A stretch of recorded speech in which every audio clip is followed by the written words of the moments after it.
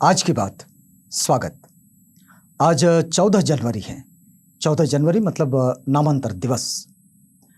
नामांतर दिवस महाराष्ट्र के लोगों के लिए तो ये बड़ा परिचित शब्द है, लेकिन पूरे देश में नामांतर केवल नामांतर के ही नाम से आया, लेकिन नामांतर का वास्तव पूरे देश के पास नहीं पहुंचा। बावजूद इसके अंबेडकरवादी आंदोलन के इतिहास में नामांतरण का आंदोलन एक अपना खास महत्व रखता है।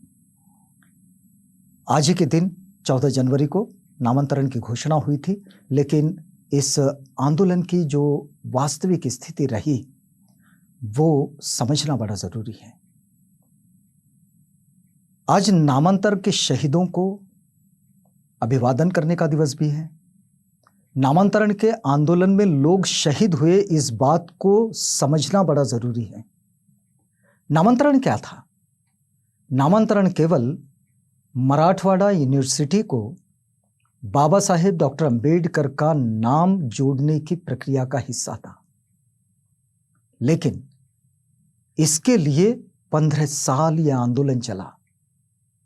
बहुत सारे लोगों को जरा कंफ्यूजन हो जाता है कि 15 साल तक यह आंदोलन चला, तो नामांतरण का आंदोलन 15 साल तक क्यों चला भाई?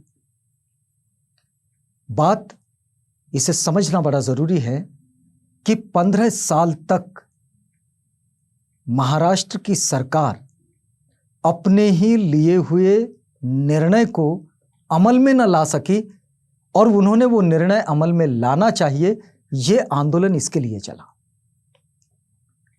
यानी कि महाराष्ट्र विधिमंडल के दोनों सभागृह में, विधानसभा में भी और विधान परिषद में भी, मराठवाड़ा यूनिवर्सिटी को बाबा साहेब डॉक्टर अंबेडकर का नाम देना चाहिए, इस तरह का प्रस्ताव पारित हो चुका था। यह प्रस्ताव पारित होने के पीछे भी एक बड़ी पार्श्वभूमि है कि भाई बाबा साहेब का नाम इस यूनिवर्सिटी को क्यों दिया जाए। तो एक बड़ी बात है कि जब हमारे यहाँ 1948 में संस्थान खारिज हुए और सारे संस्थान ये भारत का हिस्सा बने, जो यूनियन ऑफ इंडिया है उसका हिस्सा बने, तो उसमें हैदराबाद का संस्थान भी भारत का हिस्सा बना, जो निजाम के नियंत्रण में था हैदराबाद के। औरंगाबाद उस इलाके में बाबा साहेब डॉक्टर अंबेडकर ये शिक्षा के प्रति बड़े समर्पित रहे और शिक्षा आंदोलन के प्रति भी बड़े समर्पित रहे।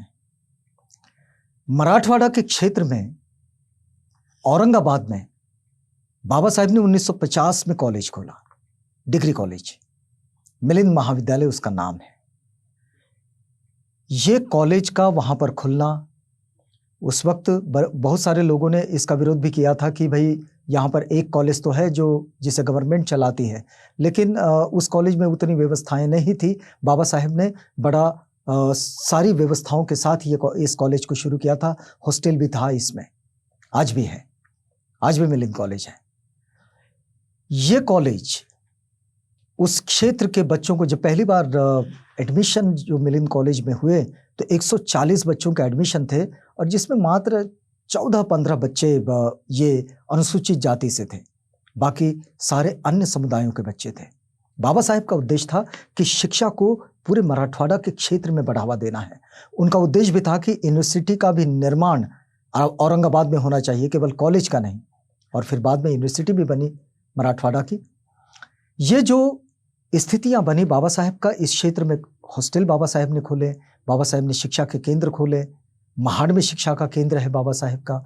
ये जो बाबा साहेब का शैक्षिक कार्य है, ये शैक्षिक कार्य इस क्षेत्र में बड़ा बहुत ज्यादा है संस्थानों के रूप में। लेकिन इन संस्थानों के रूप में ये कार्य आने के बावजूद बाबा साहेब शिक्षा की दृष्टि में सबसे अव्वल।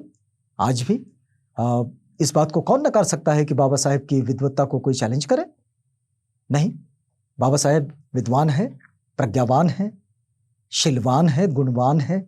क्या किसी यूनिवर्सिटी को बाबा साहेब का नाम नहीं हो सकता?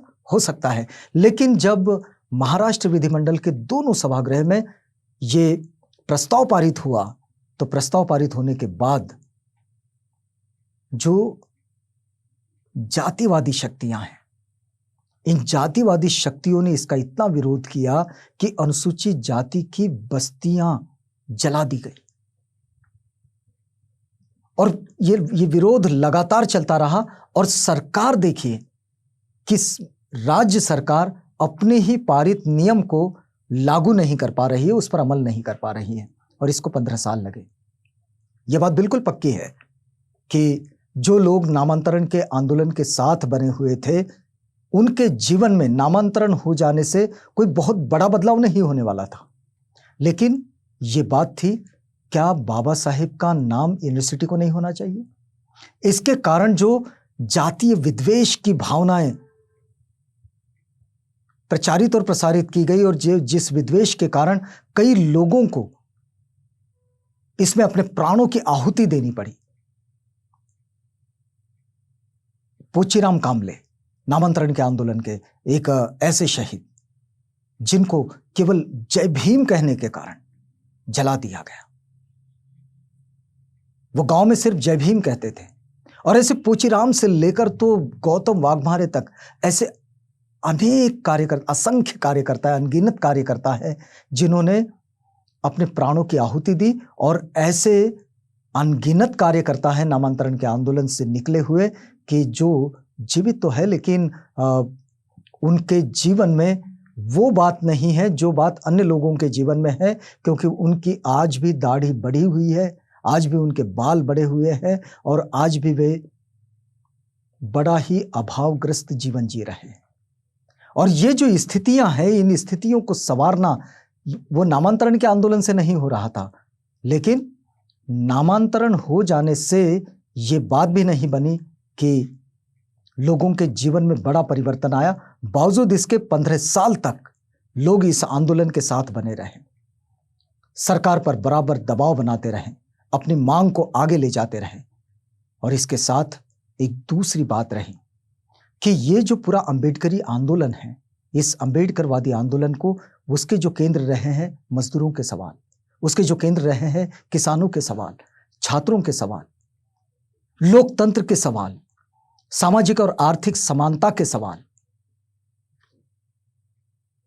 देश में संवैधानिक मसलों को व्यवस्था के साथ जोड़ने का सवाल, और इन सारे सवालों के साथ ये आंदोलन बना रहा। तो इन 15 सालों में नामांतरण आंदोलन का ये भी एक वास्तव रहा है कि इस आंदोलन ने अंबेडकरवादी आंदोलन को एक अलग चेतना के साथ और अस्मिता की चेतना के साथ खड़ा किया। आज नामांतरण तो 15 साल बाद हो गया, लेकिन वो सवाल जो उस वक्त भी जिंदगी के सवाल थे, इस वक्त भी जिंदगी के सवाल हैं। और ये सवालों को आगे बढ़ाने के लिए, इन सवालों के साथ आंदोलन में बने रहने के लिए आज भी वे सारे कार्यकर्ता जो नामांतरण के आंदोलन से निकले, वे वैसे ही लगे हुए हैं और वे आज भी आर्थिक और सामाजिक समानता के लिए संघर्ष कर ही रहे हैं। तो वो जो 15 साल तक अस्मिता के साथ जुड़ा हुआ आंदोलन था, वो आंदोलन अब इस तरह से आगे बढ़ा है।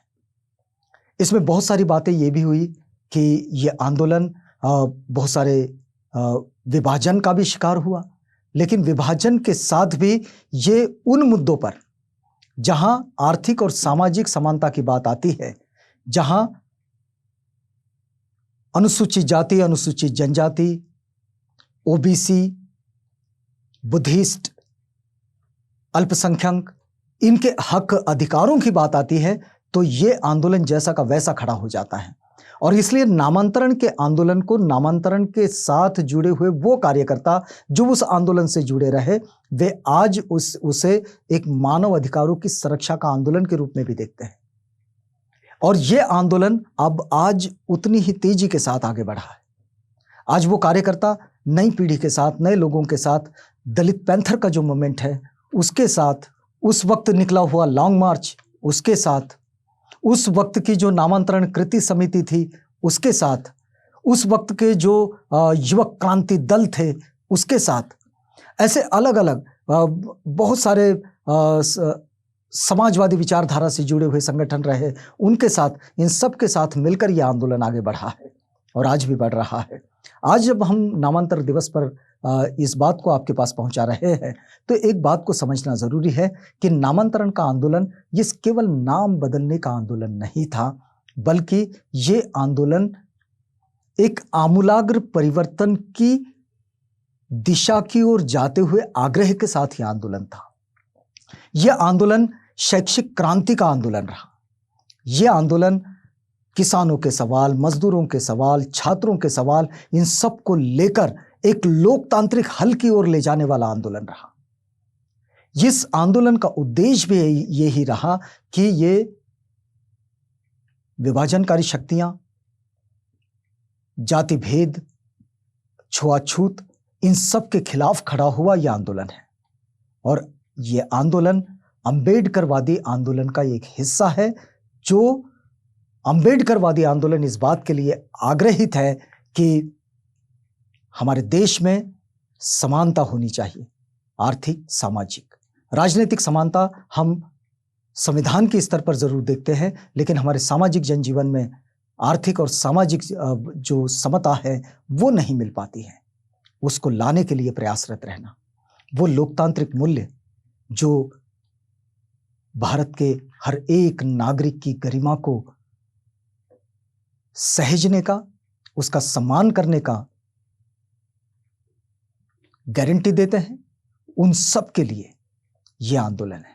उस गारंटी को मजबूत करने के लिए, उस गारंटी को अमल में आने के लिए यह आंदोलन ऐसे ही आता है। और इसलिए नामांतर शहीद दिवस पर और नामांतर दिवस पर, ये जो नामांतर शहीद दिवस जो है, ये शहीद दिवस तब मनाया जाता है जब नामांतरण के आंदोलन जब चले, तो नामांतरण के लिए निकलने वाले जो मोर्चे थे, उन मोर्चों पर जो गोलीबार हुआ, जो लाठीचार्ज हुआ और उसमें जो लोग शहीद हो गए, उनके लिए वो दिवस नामांतर शहीद दिवस के रूप में आता है। लेकिन 14 जनवरी को नामांतरण की घोषणा हुई और इस घोषणा के साथ एक स्वागत भी था, एक जल्लोष भी था, लेकिन इसके साथ एक टिस भी थी कि सरकार 15 साल तक लोकतंत्र के उस मूल्य की रक्षा नहीं कर पाई जो सभागृह में स्वयं ही पारित किया गया, वो निर्णय जिसे वो अमल में नहीं ला पाई।